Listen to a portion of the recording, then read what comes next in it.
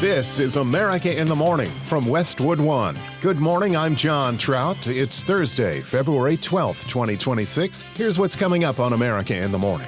Attorney General Pam Bondi spends a contentious day testifying before the House Judiciary Committee on the Epstein files. I'm John Stolnis in Washington. Door-to-door searches and desert sweeps in the hunt for Nancy Guthrie. A sheriff came to the next-door neighbors. I'm Julie Walker. President Trump has met privately with Israel's leader amid back and forth over American talks with Iran. Sagar Meghani, Washington. A surprisingly good jobs report for January, and McDonald's shares were soaring on value meal sales. I'm Jessica Ettinger. Casey Wasserman is keeping his job leading the 2028 Los Angeles Olympics. I'm Gethin Coolbaugh. The mayor of New York City urging lawmakers to get behind a proposed tax hike on the wealthy. I'm Clayton Neville. All ahead on America in the Morning. Members of the House Judiciary Committee grilled a combative Attorney General Pam Bondi in a hearing on Wednesday, with Democrats and some Republicans highly critical of her handling of the Epstein files. With the latest from Washington, here's Correspondent John Stolnis. I believe you just lied under oath.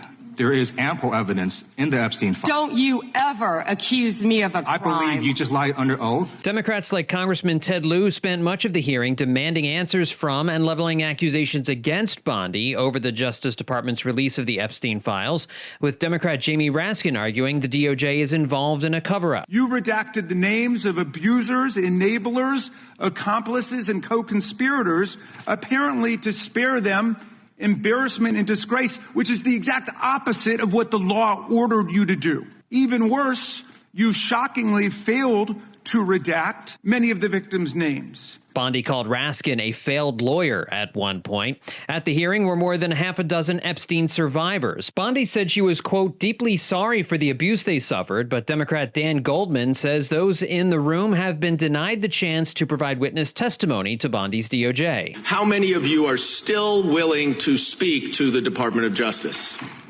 All of them. Well, Ms. Bondi, it looks like you have some more witnesses to talk to. Bondi pushed back forcefully on the idea her Justice Department hasn't been transparent. This administration released over 3 million pages of documents, over 3 million, and Donald Trump signed that law to release all of those documents. He is the most transparent president in the nation's history. And she argued Congress's focus on Epstein is distracting from what's really important. The Dow is over $50,000. I don't know why you're laughing. You're a great stock trader, as I hear, Raskin. The Dow is over 50,000 right now.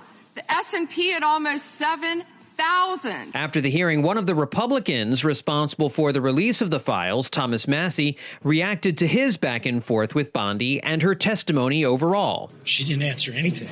She came here just ready to talk about the Dow Jones and the NASDAQ, which seems kind of crazy to me. John Stolnis, Washington.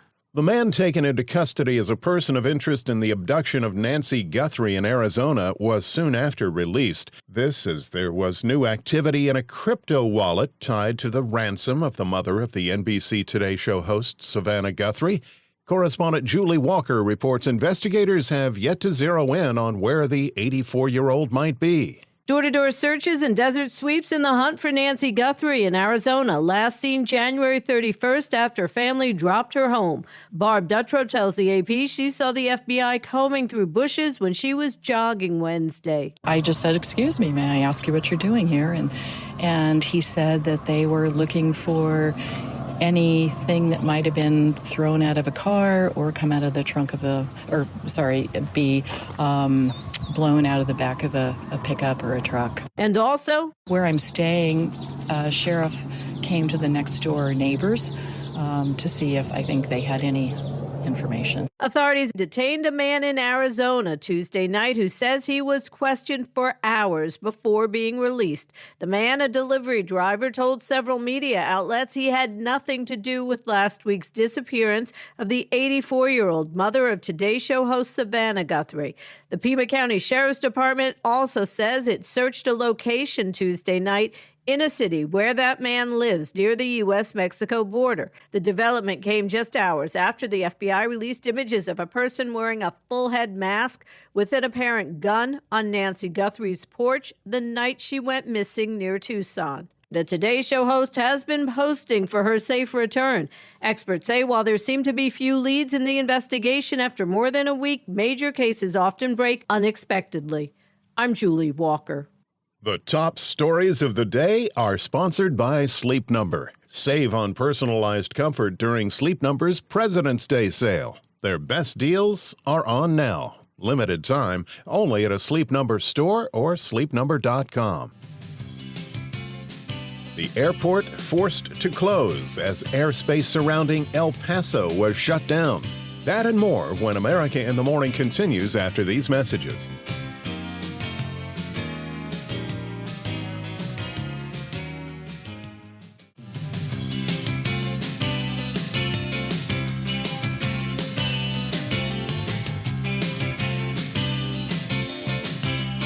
Welcome back. This is America in the Morning. Wintertime, February, but a generally placid day across the country. Here's AccuWeather.com meteorologist LaTroy Thornton. For the most part, it's looking like a rather dry day across the United States, thanks to a few zones of fairly strong high pressure working together to keep any disturbances pointed at Canada instead. However, a storm that is slow to exit over the northeast does bring at least the risk for some potentially widely separated snow showers and lighter flurries from the Appalachians of West Virginia north and east through western and northern Pennsylvania, adjacent portions of New York, including the Buffalo area, and perhaps even reaching far northeastern Ohio at times.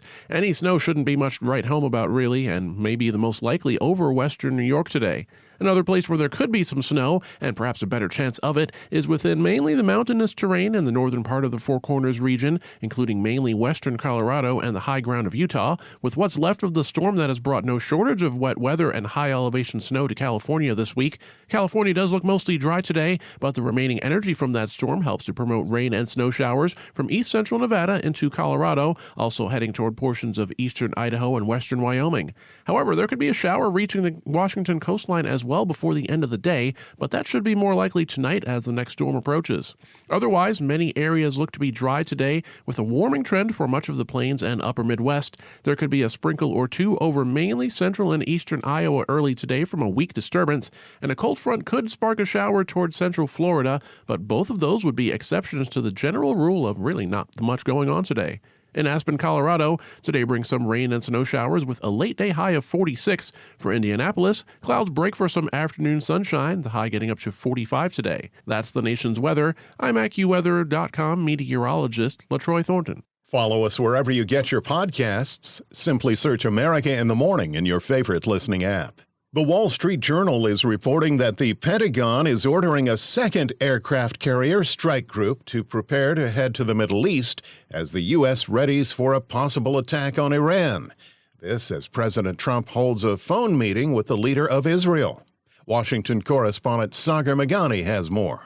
President Trump has met privately with Israel's leader amid back and forth over American talks with Iran. The president says he urged Benjamin Netanyahu to support U.S. talks with Iran over its nuclear program.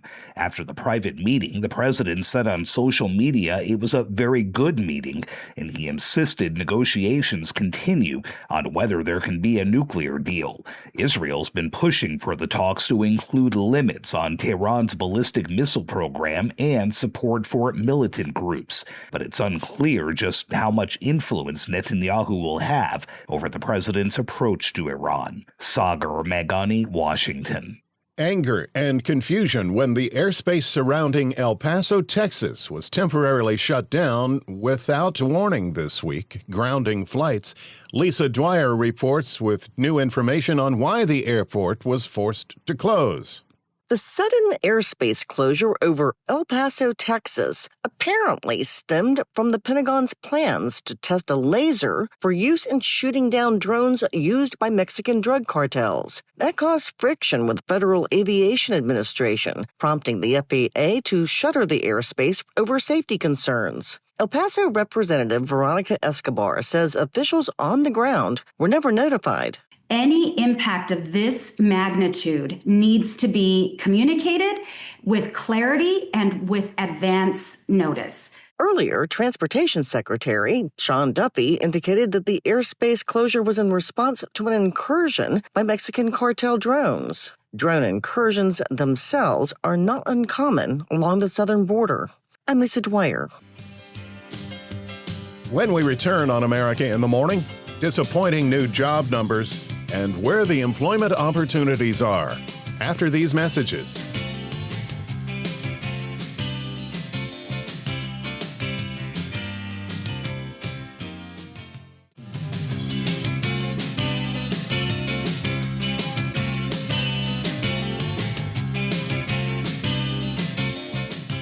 This is America in the Morning. Here's CNBC's Jessica Ettinger with Thursday Business. Wall Street opens this morning after a slightly down day for the major averages yesterday. The U.S. added a surprise 130,000 jobs in January, and the unemployment rate ticked down to 4.3%. That's where the U.S. was last summer, back in August. Non-farm payrolls for January coming in twice expectations at 130,000. That would be the juiciest going back to April of last year. CNBC's Rick Santelli, but the number of jobs created last year was much lower than first thought. In the new revisions, here's Jefferies chief economist Thomas Simons on CNBC. Essentially, I think what happened is a combination of things, but businesses didn't seem to hire quite as many people during the pre-holiday season. So the way the seasonal adjustments work in the modeling, when there are fewer layoffs in January, it ends up with this sort of perversely strong number on payrolls, right? And I think that the texture of payrolls in January, plus all the revisions that we saw, back throughout last year, really tells the bigger story, which is that hiring has slowed very significantly. Mm-hmm. I would bet that when all is said and done, this January number is actually going to end up looking a little bit lower. So where was the hiring last month? Here's CNBC's Mike Santoli. Where the net job growth is coming from is healthcare and education service. Almost entirely. Tech jobs, not really growing. They're actually down as a percentage of overall employment. McDonald's shares were popping higher in after-hours trading last night. Value meals helped the quarter. Consumers hitting the golden arches for cheaper meals. Investors are getting a higher dividend.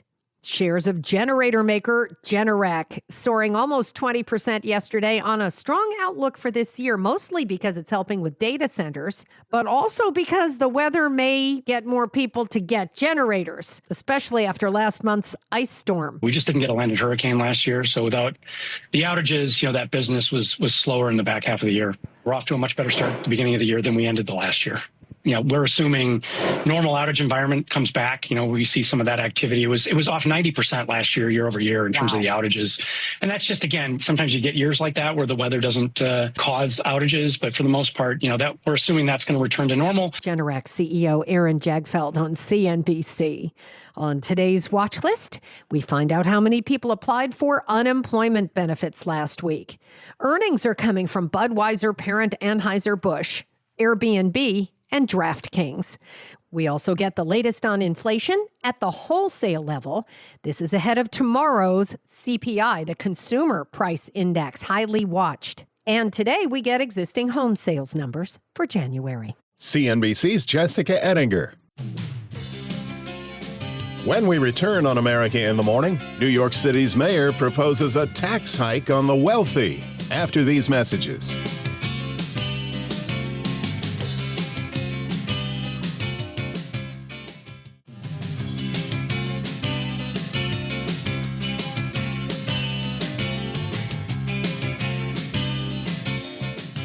There have been a number of high-profile people who've resigned from their jobs in the wake of their being tied to Jeffrey Epstein, including a Norwegian ambassador, the head of a powerful U.S. law firm, and the chief of staff of the UK's prime minister. However, the head of the L.A. Summer Games will remain in charge after being mentioned in the Epstein files. Correspondent Gethin Coolball reports. Casey Wasserman is keeping his job leading the 2028 Los Angeles Olympics after the LA28 board reviewed his past Jeffrey Epstein-linked contacts. The board's executive committee met Wednesday to discuss his appearance in the newly released government files. The Justice Department documents show Wasserman exchanged flirtatious emails in 2003 with Ghislaine Maxwell. The board says he faces no accusations of wrongdoing. LA28 says an outside legal firm helped conduct a review with Wasserman's full cooperation. The executive committee says his relationship with Epstein and Maxwell does not go beyond what is already public. I'm Gethin Coolbaugh. The mayor of New York City is asking state lawmakers to get behind his plan for a tax hike on the wealthy. Correspondent Clayton Neville reports. Mayor Zohran Mamdani told state lawmakers this week that taxes from Wall Street bonuses would help reduce the budget shortfall in New York City by $5 billion over the next 2 years. He's urging assembly members to increase New York's corporate rate from 7.25% to 11.5%. Assembly member Alec Brooke Krasny pushed back. I'm just afraid, Mr. Mayor, that your philosophy of taxing more and more millionaires and the corporations will lead someday to the decision of Wall Street stock market executives packing their belongings and leave for Texas or Florida. Mamdani responded. I believe that every New Yorker deserves to live a dignified life in our city. And today, despite the incredible wealth that is generated in our city, 1 in 4 New Yorkers are living in poverty. Democratic New York Governor Kathy Hochul would have to approve any tax boost proposed by Mamdani. She said, though, that tax hikes aren't necessary. I'm Clayton Neville. America in the Morning for Thursday, February 12th, 2026 is produced by Jeff McKay. I'm John Trout. This is Westwood One.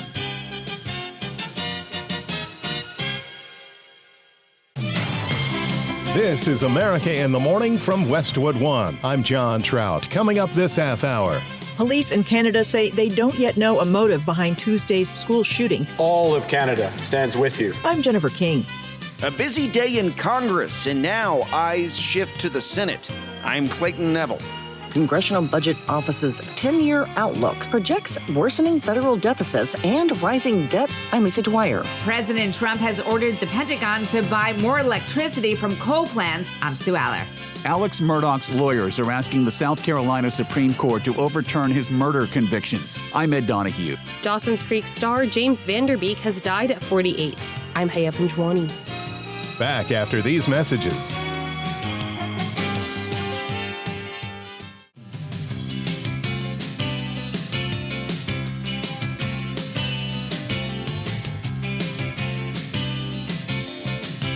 Welcome into America in the Morning. There's rain and snow forecast for areas of the West. Here's AccuWeather.com meteorologist LaTroy Thornton. There will be some areas of the West with some precipitation to deal with today, but much of the energy from that storm that produced more widespread rain and mountain snow the past couple of days stays well off the California coast today, taking much of the moisture with it, so there's not as much potential for rain or snow overall, and what can occur should do so over a much smaller area.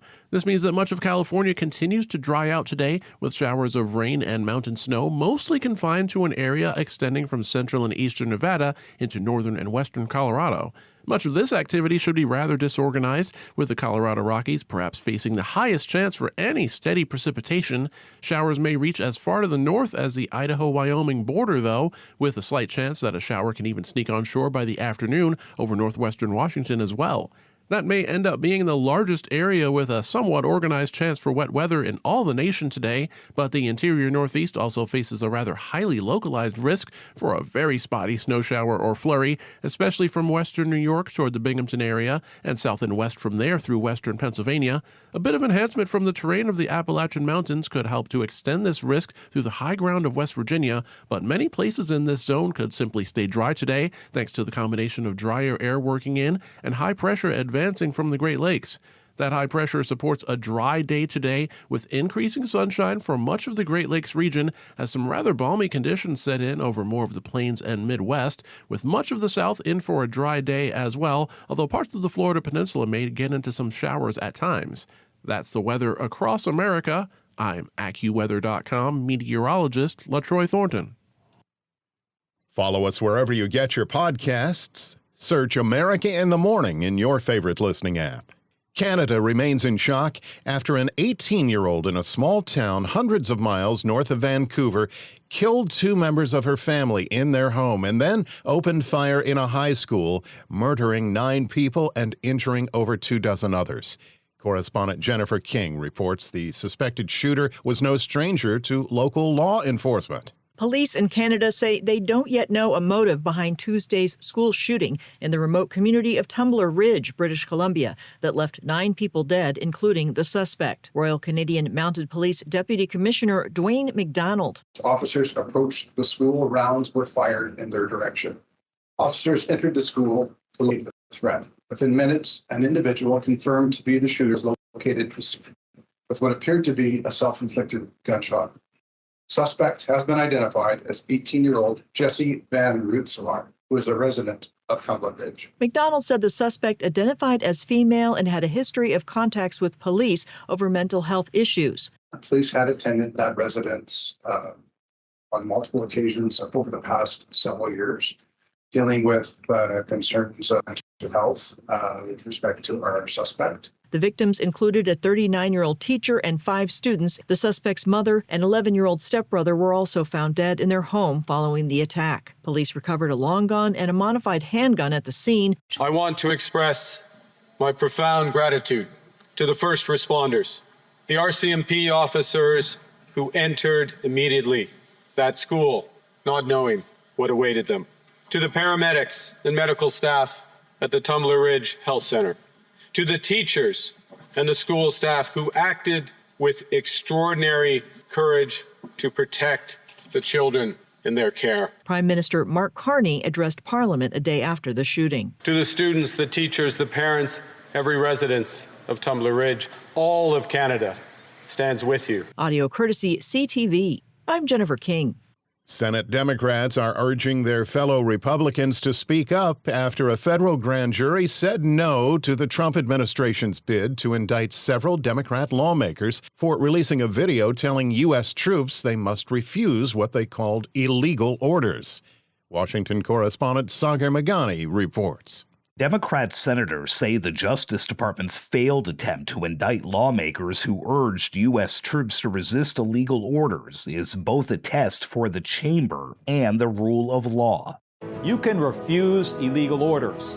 You can refuse illegal orders. You must refuse illegal orders. No one has to carry out orders that violate the law or our Constitution. We know this is hard and that it's a difficult time to be a public servant. But whether you're serving in the CIA, the Army, or Navy, the Air Force, your vigilance is critical. A Washington grand jury refused to indict the group. A day later on the Senate floor, this is a moment that could break this institution permanently. Connecticut's Chris Murphy, preceded by Brian Schatz from Hawaii. They tried to incarcerate 2 of us. I am not entirely sure that the United States Senate can survive this if we do not have Republicans standing up for our most basic principles. Michigan's Alyssa Slotkin was among those facing a potential indictment. If things had gone a different way, we'd be preparing for arrest.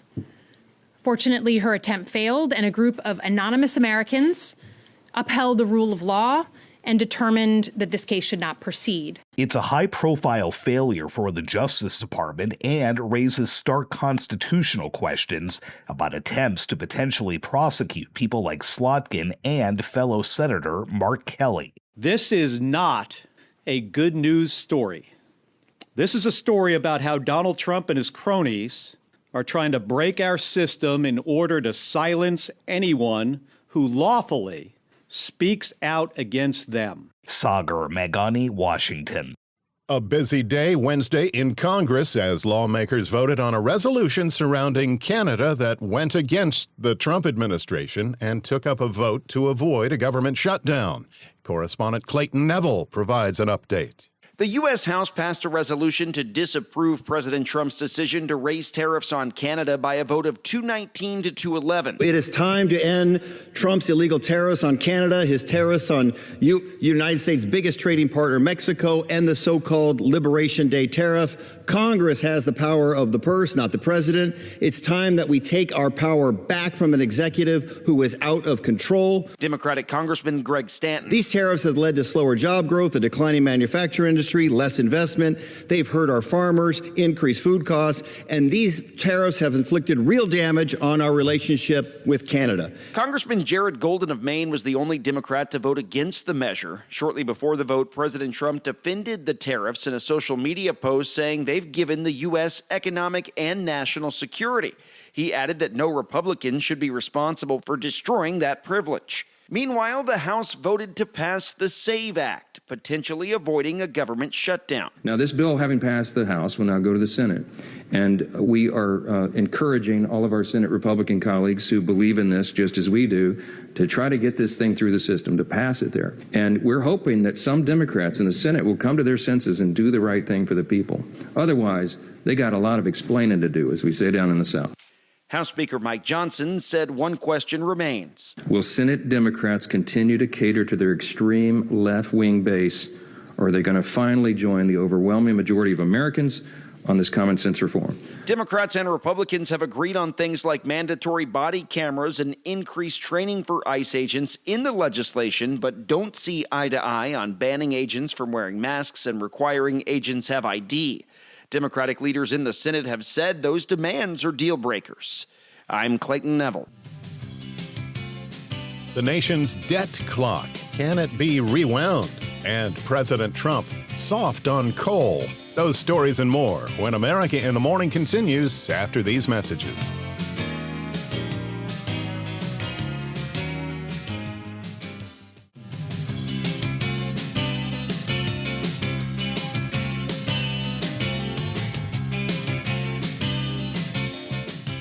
The nation's debt grew by $2 trillion last year and has surpassed a record $38.67 trillion. For those who think that's already too high, be prepared for an even larger number in the coming few years. Lisa Dwyer reports that U.S. deficits and debt are expected to rise, and there's not much right now that can stop it. The nonpartisan Congressional Budget Office's 10-year outlook projects worsening federal deficits and rising debt over the next decade, driven by increased spending on Social Security, Medicare, and debt service payments. The report also factors in the One Big Beautiful Bill Act, higher tariffs, and immigration crackdowns. Those changes are projected to increase the deficit for 2026 by about $100 billion. Debt from 2026 to 2035 is expected to rise from 101% of GDP to 120%. The projections also indicate that inflation will not hit the Federal Reserve's 2% target rate until 2030. I'm Lisa Dwyer. According to the U.S. debt clock, the average debt per person in America is at $112,737 for every man, woman, and child.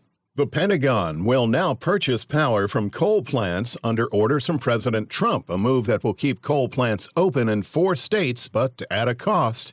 Sue Aller explains. President Trump has signed an executive order directing the Pentagon to buy more electricity from coal-fired power plants. If you look at some of the most prosperous places in the world, they run on coal. The order tells the Department of Defense to seek long-term power purchase agreements with U.S. coal plants to supply military bases, with the goal of strengthening grid reliability and national defense. During this vicious storm, coal generation surged 31%, while solar and wind totally collapsed. At the same time, the Department of Energy announced $175 million in funding for 6 coal-related projects in West Virginia, Ohio, North Carolina, and Kentucky. The administration says the funding is intended to help keep certain coal plants operating. These pro-American energy policies are bringing energy prices way down. The president said his administration has approved more than 70 coal mining permits in the past year. Coal use in the United States has declined since peaking in 2007. In 2022, the coal accounted for nearly 20% of U.S. electricity generation. Since I took office, coal production is up by nearly 4 million tons a month after falling for decades. I mean, literally decades. Environmental groups criticized the move, saying coal plants are major sources of carbon emissions and other pollutants, and arguing that federal dollars should instead support other forms of energy. I'm Sue Aller. A man convicted of killing his wife and son in a notorious South Carolina case wants a new trial. Correspondent Ed Donahue reports. Alex Murdaugh's lawyers are asking the South Carolina Supreme Court to overturn his murder convictions. Murdaugh was sentenced to life in prison for the shooting deaths of his wife Maggie and younger son Paul outside their home 5 years ago. His lawyers argue it wasn't a fair trial because evidence was allowed showing Murdaugh stole from his law clients. Prosecutor Creighton Waters says Murdaugh's financial situation was crumbling. You can't truly understand the boiling point if you don't understand the slow burn leading up to that. Attorney Jim Griffin says Alex Murdaugh has said he deserves to be in prison for what he did financially. But he can't accept the fact that he was convicted of murdering his wife and son, to which he constantly proclaims his innocence. Murdaugh is also serving a 40-year federal prison sentence for stealing more than $12 million from clients. I'm Ed Donahue. Cisco Systems unveils its latest weapon in the AI networking race.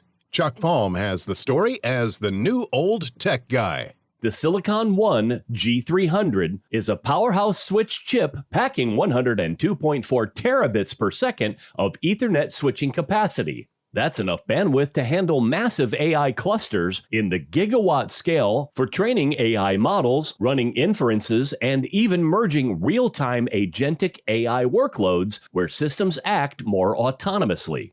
In simpler terms, that means they can handle much more traffic simultaneously and give priority to AI computing jobs to complete up to 28% faster. This is a direct play at Broadcom's Tomahawk series and NVIDIA's Spectrum X Ethernet solutions as an industry pours hundreds of billions of dollars into AI infrastructure. Cisco calls this intelligent collective networking with a smart packet buffering, load balancing, and proactive telemetry that act like shock absorbers for the network. Strained metaphors notwithstanding, when data traffic spikes or hits congestion, which happens regularly on the internet, these new routers will be able to route hundreds of thousands of connections in the AI factories, reducing bottlenecks on the internet for regular people like you and me. For more, visit thenewoldtechguy.com. I'm Chuck Palm.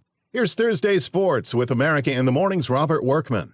At the Winter Olympics in Italy, another 5-medal day for Team USA, including a pair of golds. Elizabeth Lemley in the women's freestyle skiing moguls. It's unreal. It hasn't quite hit me yet, but I'm sure it will soon. And Jordan Stolnis set an Olympic record in the 1,000-meter speed skating. It means a lot. I've been training the last 4 years since the last Olympics, and you only get one shot to be able to win gold in 1,000. So I was able to do that. The U.S. also earned silvers in the women's moguls, men's Super G skiing, and ice dancing, where 3-time reigning world champions Madison Chock and Evan Bates were edged out by a French pair. The U.S. now has 12 medals. That's just one behind the co-leaders, Norway and Italy. NBA, the Thunder rolled over the Suns 136-109. That's 42 wins for OKC, the first team to ensure a winning record for the season with one game to play before the All-Star break. Pistons hit the 40-win mark with a 113-95 victory over the Raptors. Nuggets got a triple-double from All-Star Nikola Jokic as they topped the Grizzlies. Jazz bopped the Kings. That's Sacramento's 14th straight loss. College hoops, number 2 Michigan rallied from down 16 to win at Northwestern. The Wolverines are now 23-1.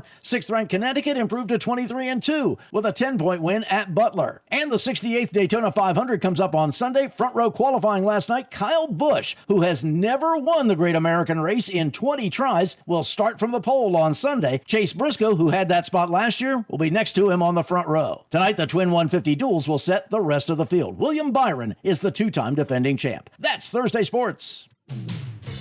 Claiming there's nothing good about Bad Bunny, a Republican congressman demands an investigation. When America in the Morning continues after these messages.